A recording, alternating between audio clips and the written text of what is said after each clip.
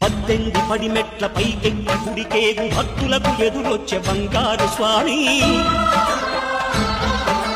ఇరుముడులు స్పృశించి శుభమనుచు దీవించి జన బృందముల చేరే జగమేలు స్వామి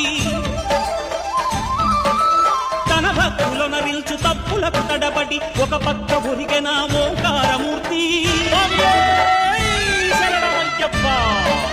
స్వాములందరూ తనకు సాయము కాగా ధీమంతుడై లేచే ఆ కన్య స్వామి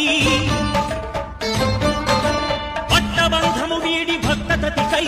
పరుగు పరుగున వచ్చ భూమిపైకి నరుడై